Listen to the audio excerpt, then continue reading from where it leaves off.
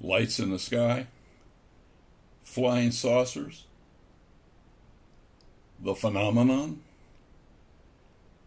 You know, if you know all about lights and discs, and you can understand that perplexing phenomenon, then you do not need to watch this video. But if you want to sort out all the confusion about aliens and orbs and spirits, then make it a point to examine the newest and best video in a long time. It's called By the Numbers, easy peasy, 1, 2, 3.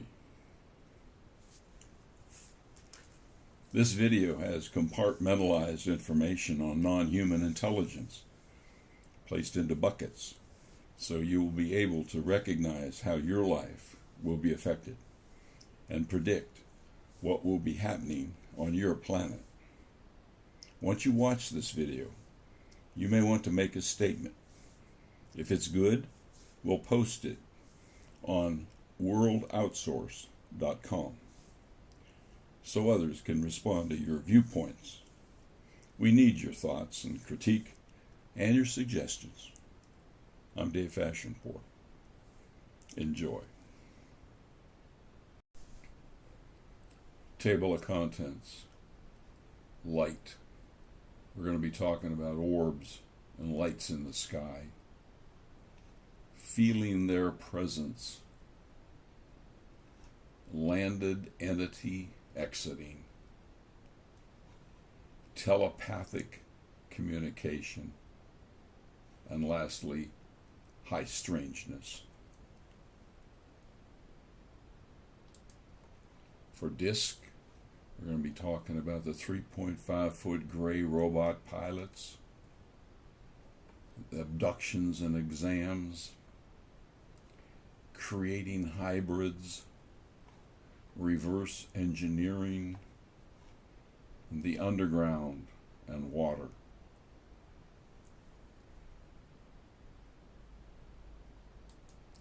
For the phenomena, we're going to be talking about hitchhiking home, cryptozoology, and the Bigfoot, dimensional portals, equipment malfunctions, and health ramifications. Buckle up. It's going to be a wild ride.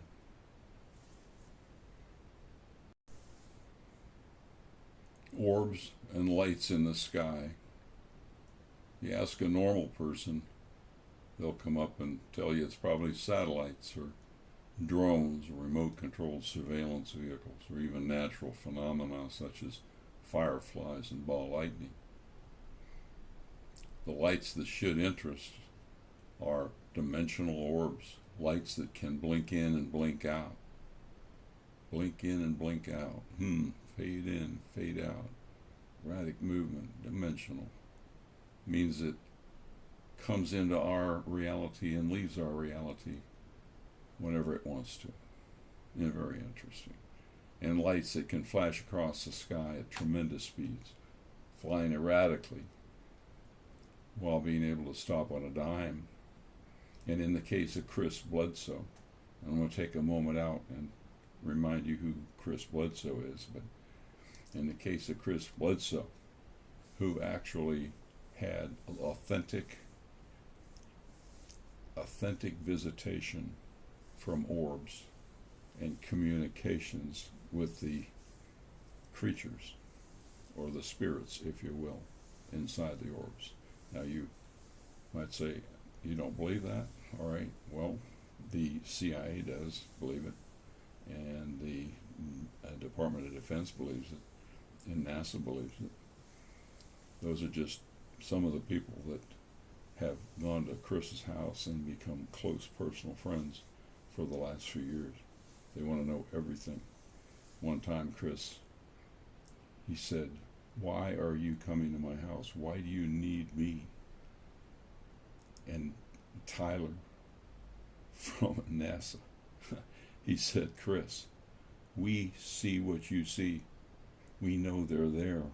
We know these spirits exist, but they won't talk to us. They'll only talk to you. That's why we're here." Very interesting.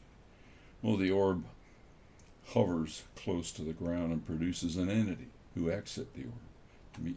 And Chris basically said you could see the orb inside the entity as he moved forward, or she, and speaks via mental communications. He just knows what they say. Those are the orbs that we will be discussing here.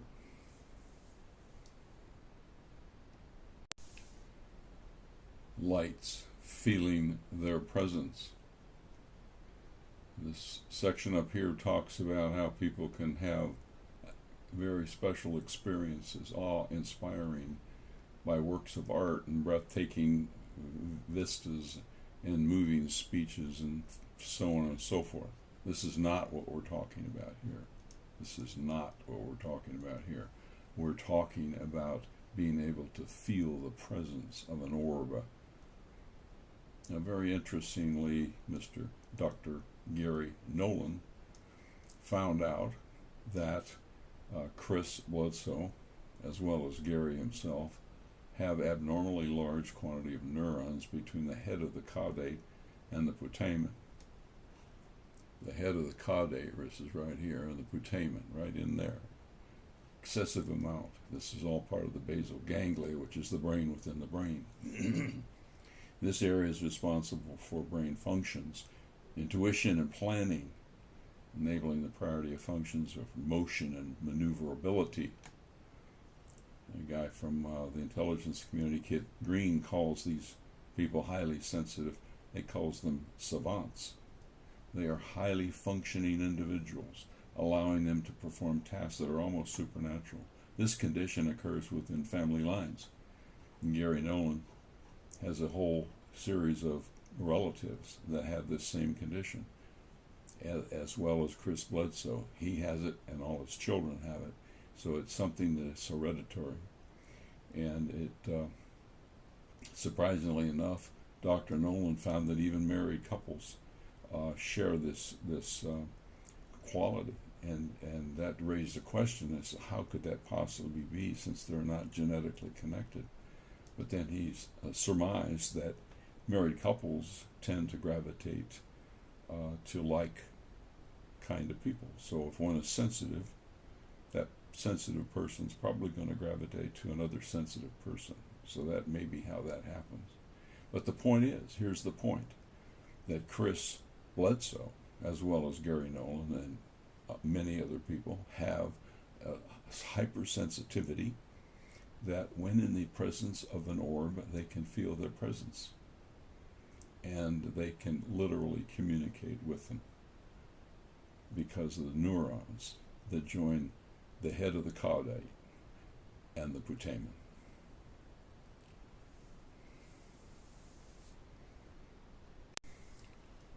Under light, we're going to be talking about the landed entity exiting.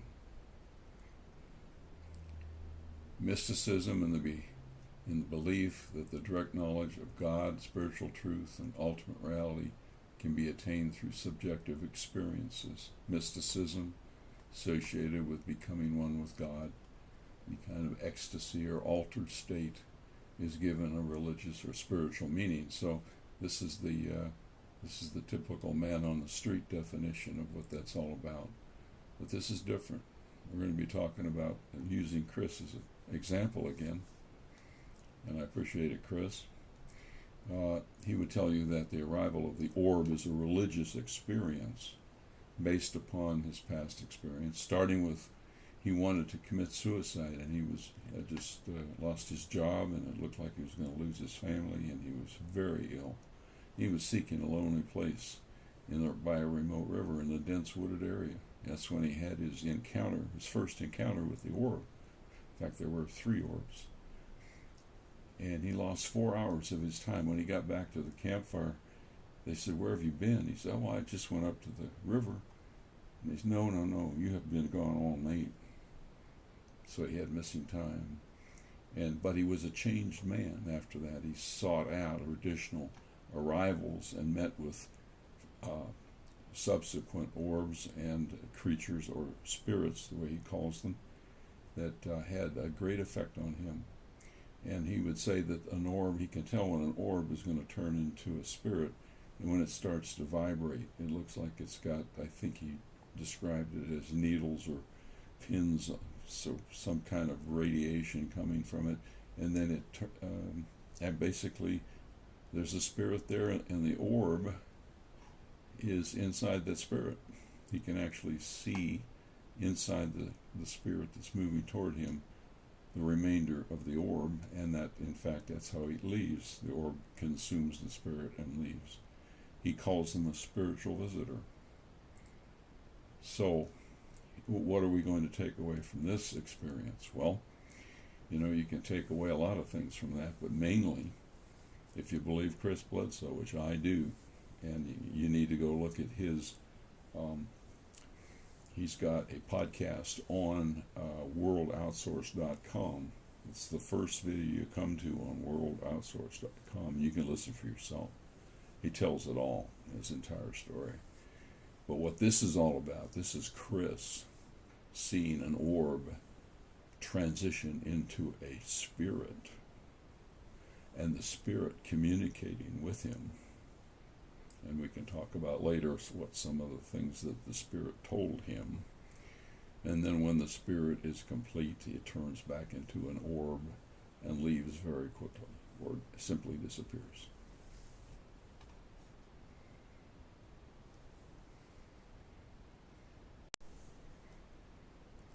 The next section of light is telepathic communication. Mental telepathy is not really part of the mainstream science yet, as they explain here, and is associated with science fiction or paranormal. So, this is the man on the street's response to what we're talking about here. You and I both know that there's something to telepathic communications. So while the concept of mind-to-mind communication seems like a fantasy, the truth is sensitive individuals. We talked about what that means before with the head of the caudate and the putamen. Finds that it is not that difficult, unlike remote viewers. And let me pause a moment and define remote viewers. That's somebody that can literally place their consciousness in a different geographical location and describe what they see in that geographical location. Typically they have a 60 to 70% success rate, which is remarkable. And they also say that anybody can remote view if they have the proper training, which is also remarkable. But unlike remote viewing, this is different. This is for sensitive individuals that can communicate mentally. So Chris found himself, it was normal, had little trouble with it, and he was told secrets about the future of mankind. He was told actually by what he described as a lady in white. A lady in white. He said first a bull, the way he described it, came jumping out of where the orb was, almost knocked him over, and then right after the bull came this lady in white. My goodness, he was shocked. She was beautiful, in white, floated off the ground, arms outstretched, blonde hair, beautiful. And she told him what to expect. She told him a lot of pain and suffering would come, and she also told him that there would be a great awakening, and how wonderful it will be. Chris doesn't talk about the negative, however. He just is mentally not equipped to think about the negative aspects, so he doesn't repeat it very often. But he does talk about the positive aspect of that message. And that's how he fills his personal life all day long with positive thoughts. And he finds himself weeping frequently, but it's tears of joy. He's a different man. He used to be a hunter. He used to be one of the best hunters in South Carolina. And he used to kill deer and bear and anything that walked, including all kinds of birds. After his encounter with the lady in white, no more. He doesn't even kill a fly. He doesn't kill a fly because the message to him was, we are all one. We are all part of the greater consciousness, and you don't have a right to kill a living creature. And he doesn't. He really doesn't. He was told that mankind will soon reach for their higher self and join a greater consciousness, and people will love one another. That's what he was told.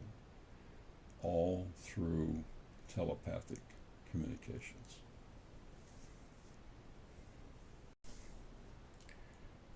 This part of light, we're going to talk about high strangeness. High strangeness, defined originally by Hynek from the Project Blue Book, was not really talking about the strangeness that we're about to talk about here. And this is going to be strange, so buckle up. The strangeness occurred many times with Chris, and when the lady in white appeared, she identified herself as Hathor. Now, Hathor was an ancient Egyptian deity of many realms, deity of many sections of the heavens. Now, let me insert something here. Just because Hathor, let's take him for at his word, and let's believe the lady in white for a moment. Hathor obviously was an Egyptian deity, very important deity, a goddess of beauty and sensuality and music and dance, maternity. But here's the deal: she existed before Egypt. That's the storyline. It just so happened that the Egyptians recognized her as a goddess, called her Hathor, and so we think of her as an Egyptian, and that's not accurate. I don't think that's my interpretation here. Hathor is the mother of Horus, the god of the sky, and Amun-Ra. She spoke of Amun-Ra to Chris, how great he was and how she worked with him. He was another Egyptian god, and he was supposed to be the sun god. Well, one thing about Hathor, as an Egyptian goddess, she had the horns. She always was depicted with the horns of a bull or a cow on her head, with the sun in between the horns. And I'm sure that has something to do with Amun-Ra, the sun god. But anyway, so there you have a picture up here of Hathor that's pictured as an Egyptian, but that's hardly the lady in white, but that's the way the Egyptians pictured her, with the horns of a bull or a cow and the sun above her. And had this sun disk between them. There's a cow, the horns of a cow, and sometimes she appeared as a lioness. She spoke of tough times ahead for mankind, but encouraged believers not to quit because the day of truth is coming.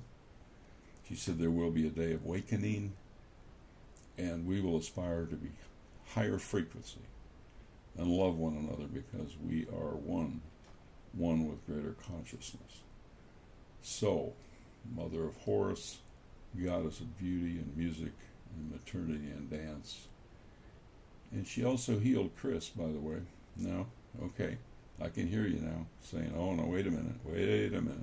That sounds like a television evangelist, doesn't it?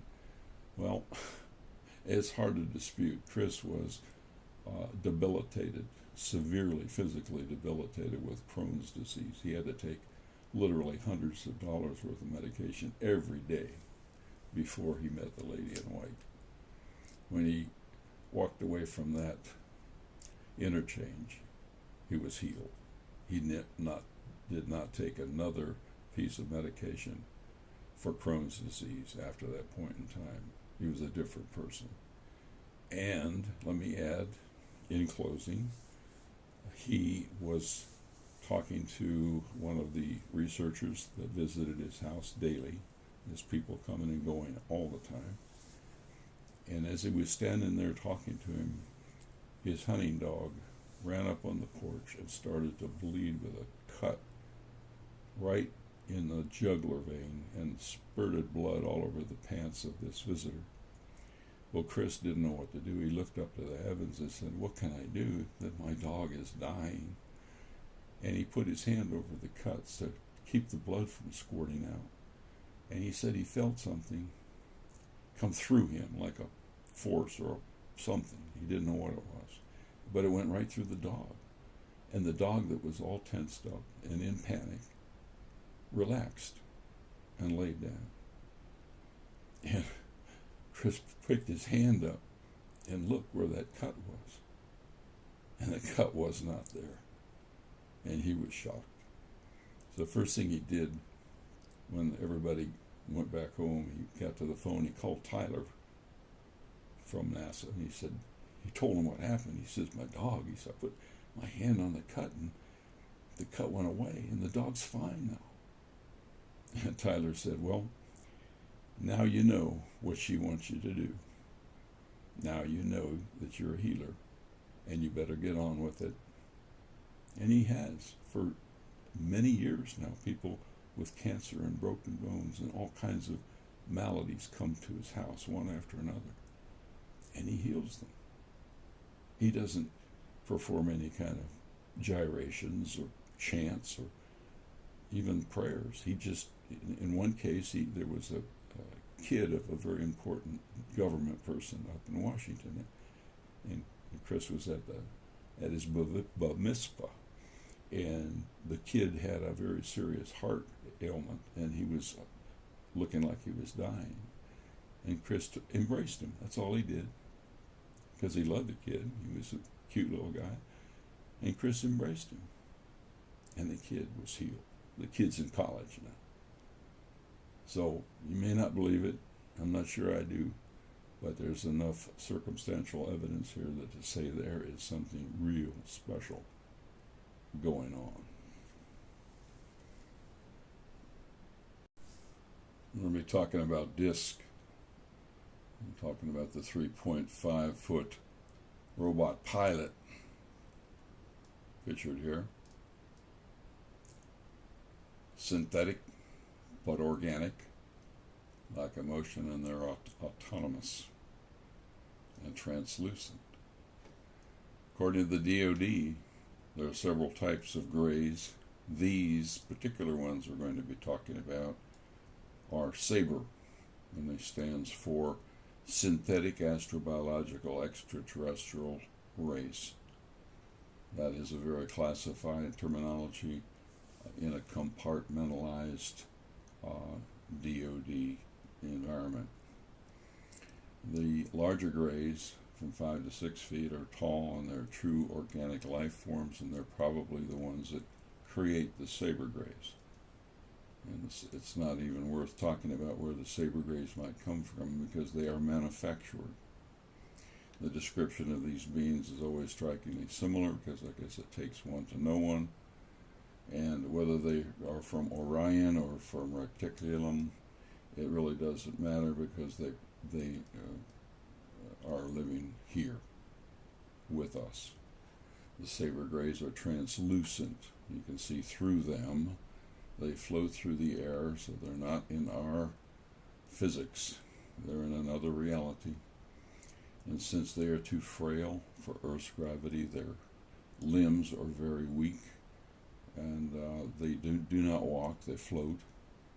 And a victim must be relaxed. There can be no noise to distract. And if the victim is relaxed, the saber can levitate the normal human just by touching them and placing them into a sleep paralysis and being able to abduct them.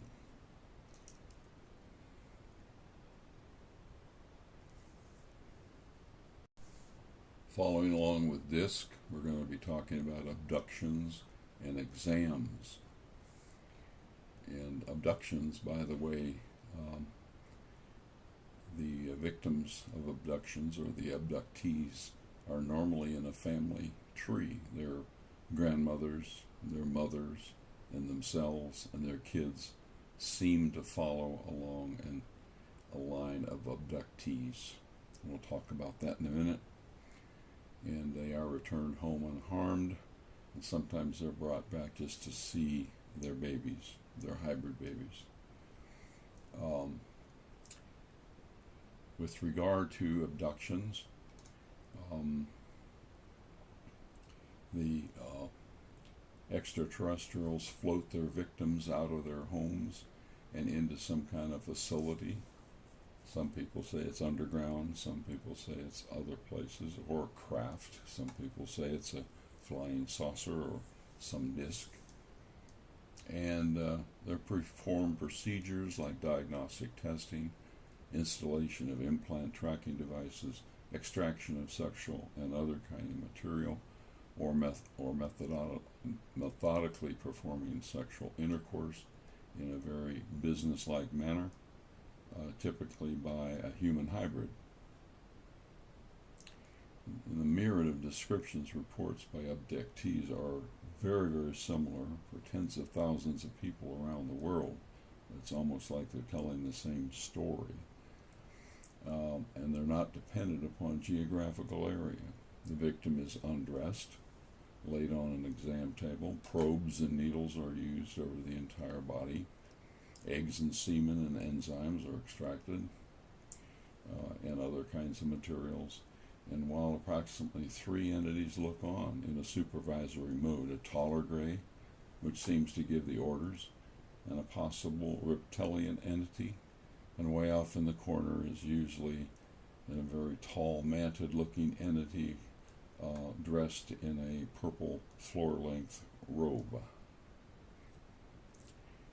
What is significant to point out is that young women are normally picked up at a very, very early age, in the order of 3, 4, 5 years old, and there's some kind of preparation that's involved in that. They're getting them ready for their childbearing years, and then when they finally get to childbearing years, they extract the egg, and from males they extract the semen.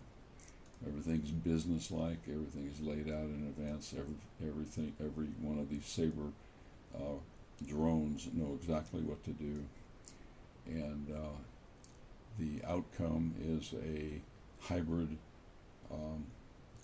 human baby. And as I pointed out earlier, sometimes the women are brought back to bond with these hybrids, and it's not a lengthy thing. The extraterrestrials just want the human to hold the baby and nurture it just for a few minutes, and that's good enough. It's that initial bonding, that touching that they're looking for.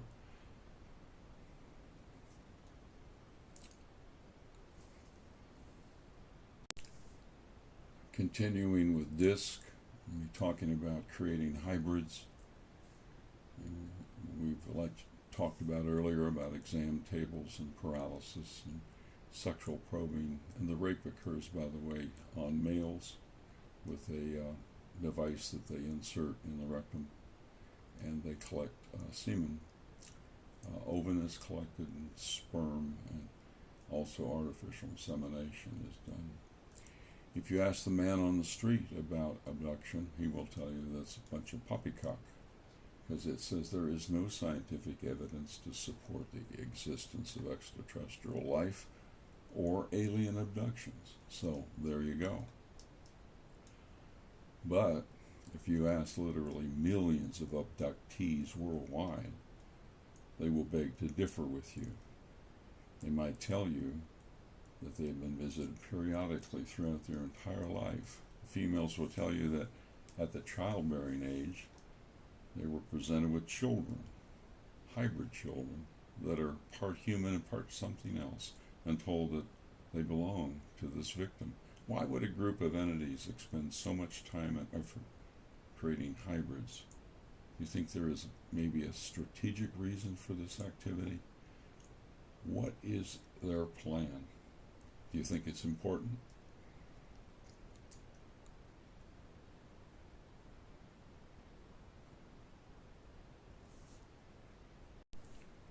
Continuing on with DISC, we're talking about reverse engineering. Reverse engineering of alien space vehicles is poppycock, according to the man on the street. No such thing going on. So we can just forget all about that, can't we? Bob Lazar, in '89, He claimed to be attempting to reverse engineer anti-gravity propulsion systems in S4. Believe him or not, the number of attacks on his character and would validate every word of his testimony. If he were lying, he would have been ignored.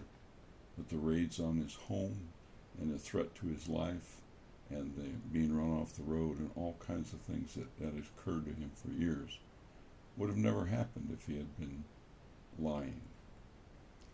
So he's validated.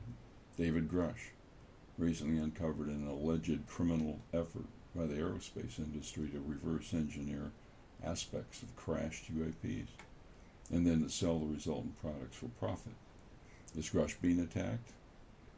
He was threatened with physical harm to him and his family, and he had career-ending attempts to withdraw security clearances, and there's an investigation against him right as we speak. Even the outing of his private medical records and his PTSD from the war. The man is telling the truth. There are crash retrievals all over the world, and there's always an element of the U.S. military with the unmarked helicopters and black uniforms with no insignia. Military cargo planes carrying artifacts back and forth. But when you do this, when you keep everything like this secret, there's a blackout in the science world. Scientists don't learn about all this new information. And there's a blackout in the social area of world relationships. We don't understand how to get along with an alien. We don't even know what an alien is.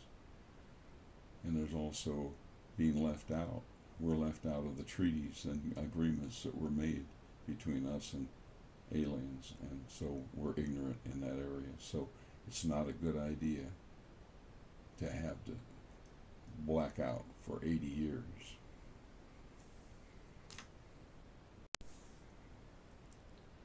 In the last of the disc area, we will cover the underground or underwater presence. Some think that the UAPs travel great distances to arrive at our planet and crash. Occam's razor, taking the most plausible solution, says that it's much more likely that these entities already live here. They live on Earth. We might have to forget about Benny and Barty Hill's star map about Zeta Reticuli, although there is some credibility in that. But what we're left with the distinct possibility that the UAPs were always here, either on or under our Earth, and possibly even under our seas as well. So let's just, for sake of discussion, hypothesize that the following distributions are, let's say 40% alien residents are based in a myriad of tunnels, caves, and fissures deep under the Earth, right beneath our feet. Let's say another 40% of our alien residents are based at the bottom of our oceans, in the USOs, in multi-level structured headquarters, in watery caverns and caves, out of sight and out of our mind.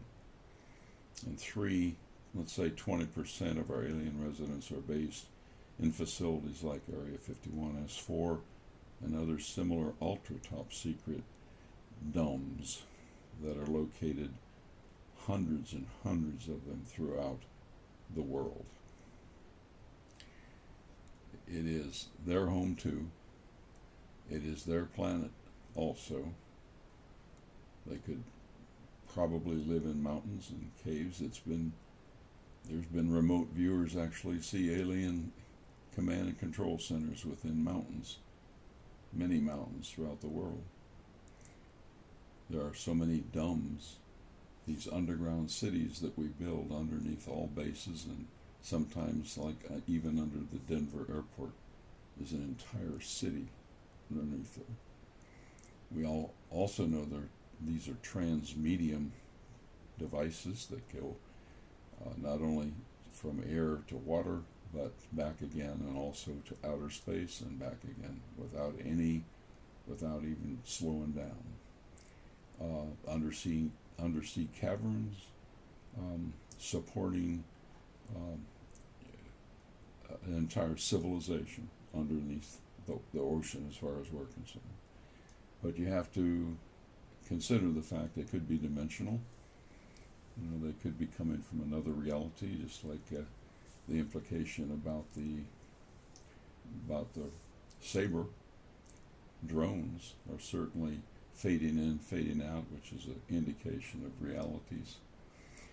And you have to wonder whether they're here fueling up, or just are these temporary quarters, or is there something more sinister going on?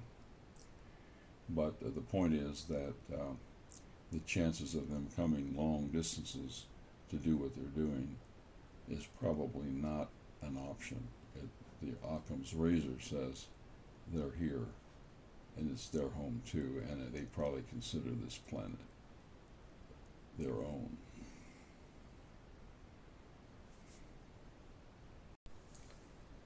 So for the phenomena, when I'm talking about hitchhiking home, well, first question is, what is this? What is this phenomena? And the answer is we don't know. It could be dimensional. It could be a time traveler. It could have been here from the beginning of the earth and consider the earth its home, and we're just the visitors. And we don't even know for sure whether it's good or bad. It's more neutral. It's facetious. It's childish. It has a sense of humor, but there are some negative aspects. And one of those is the hitchhiking, which we'll talk about. From the guy on the street, hitchhiking is, wow, you know, we picked somebody up the other day and he disappeared from the vehicle. We're not talking about this. We're not talking about the man on the street's idea of what we're talking about. We're talking about hitchhiking, and that is when the phenomena not only goes with you when you go somewhere, but could very likely be part of you. This is the scary part. This is the part most people reject.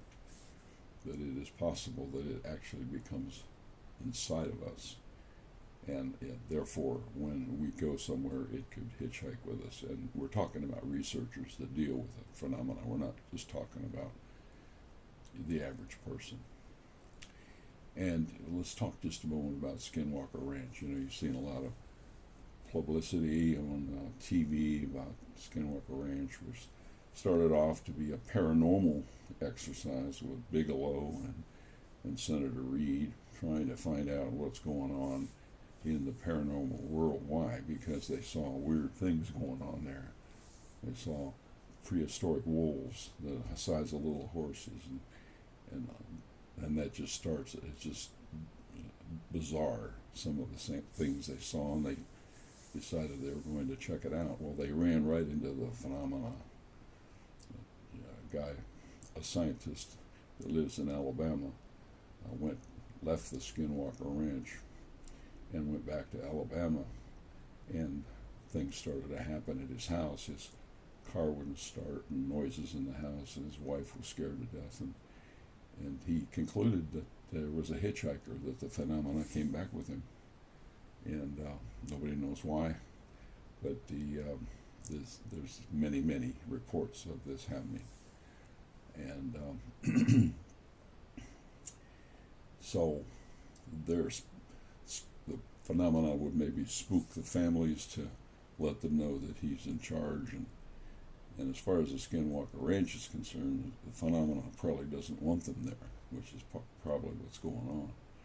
He's not malevolent. In other words, he doesn't kill anybody or necessarily on purpose hurt anybody, but people have been injured just from radiation and other kinds of things that go on at the ranch. Another example of hitchhiking has to do with Chris Bledsoe again. When Tyler from NASA took Chris over to the astronaut quarters, where the astronauts are quarantined for 6 weeks, and he walked in there, and as he was walking out, Tyler turned to Chris. He says, "Okay, you've been in the quarters, and you've got a visitor inside of you right now. What are you talking about?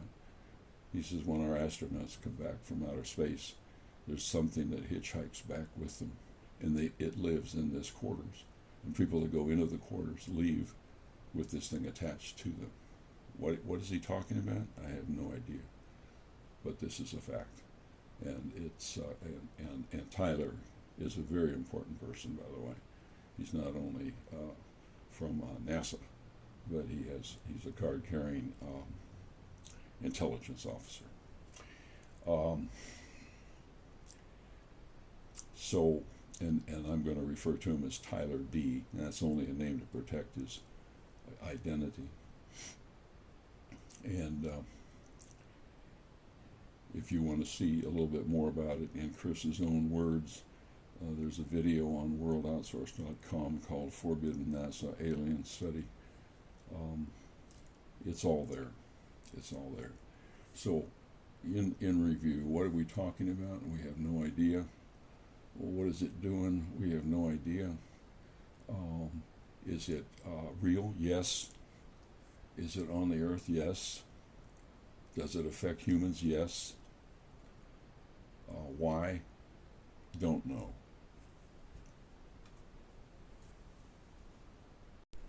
So the next topic under phenomenon is cryptozoology, and it's defined here as a pseudoscience.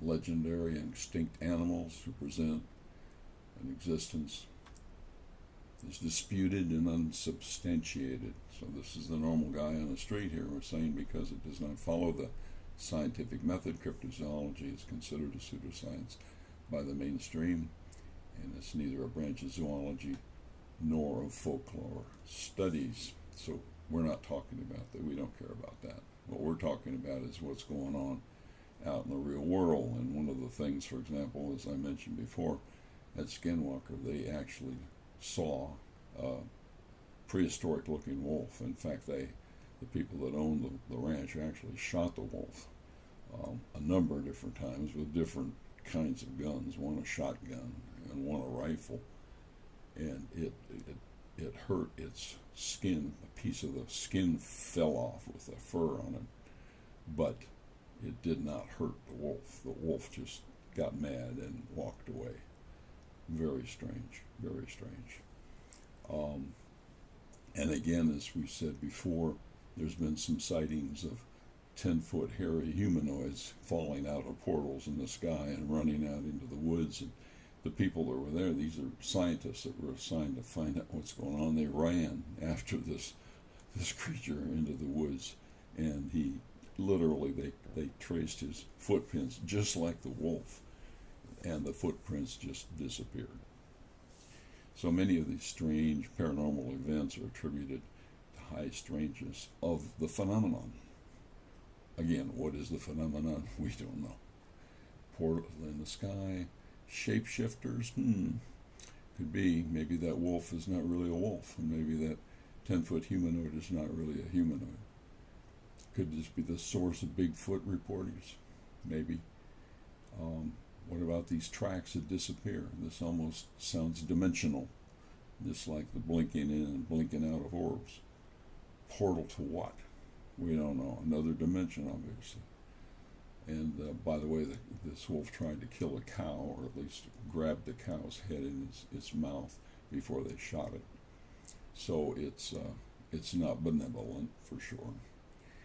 So much for cryptozoology, but it just lends itself to the strangeness of what we're talking about here. All right, let's talk about dimensional portals. The term dimensionality is a mathematical term. It has no real meaning to our reality, because we have very limited mental abilities to be able to even envision what another dimension might be. We can give examples, like fish in a pond cannot visualize what it must be like to be an astronaut or a human walking along the road. Another example of that is somebody that would live in a two-dimensional world couldn't possibly envision what a three-dimensional object would be that's crossing over their reality, because they'd only see a portion of that object and would have no concept of what the bigger picture would be. But having said that, things like string theory, which are basically a mathematical exercise, says that if you're going to believe in string theory, you must have 11 dimensions. Okay. Well, everybody goes, okay, let's have 11 dimensions. What does that mean? No idea. No idea.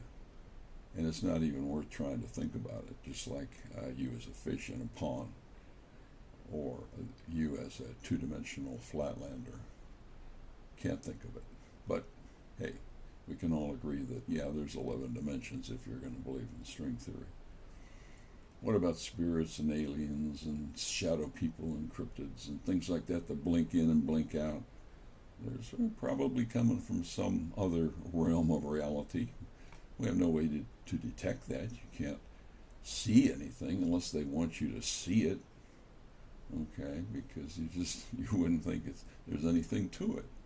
But when the entity faces you, comes from this other dimension and actually looks at you, walks right up to you and looks at you and communicates with you, even though it's mental telepathy, there are no words to describe the absolute shock and your possible trauma, like what happened to Chris Bledsoe by the riverbank.